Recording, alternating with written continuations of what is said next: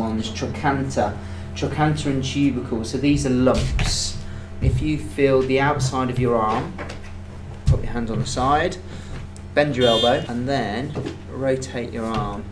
Flat hand on there, and you should be able to feel a dum-dum. Those are the greater and lesser tubercles of your humerus. And if you can't feel it, just push a little bit harder, and you should. And it might be a bit tender actually as you're doing it. Okay, so you'll feel a lump, then you feel a dip, then you feel another lump. And those bits there are where muscles attach onto from all around your shoulder blade. We'll explore that a little bit more in a sec. All you're doing, put your hand on here, and then as you're moving the arm, you're flicking over these bony lumps here.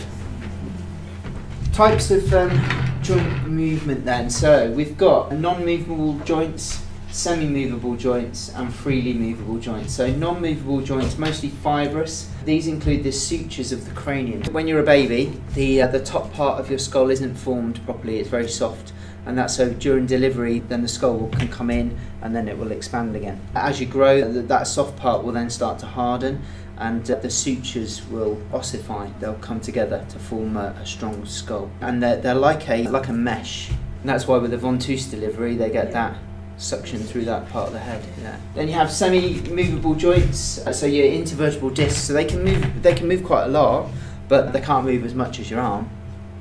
But your leg and your knee and your elbow are all freely movable joints. They're synovial joints. You've got different types of joints depending on the different areas of the body. So you've got planes of movement. When you're analysing movement and you're trying to compartmentalise them, then we use these terms. Okay, so you have sagittal plane or median plane of movement. This divides the body into left and right halves. The frontal plane divides the body into front and back. Then the transverse, upper and lower. If you have a look at this, is a sagittal plane. So if you imagine you have a guillotine, you're standing underneath the guillotine and they drop the blade on you and it will split you like that. Okay, that's that one there.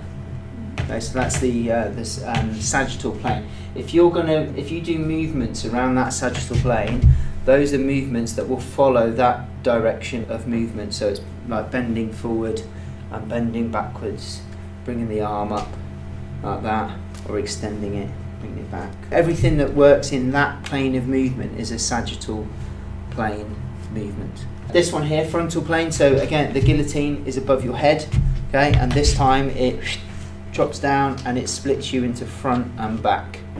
Okay, so those are movements to the side, like that, like that, like that. Those are frontal plane movements. Yeah, and then this one chops you through the middle, so it separates your upper and lower body. Okay, and these are more rotational movements. So like that, okay, and that kind of thing. So those are transverse plane movements.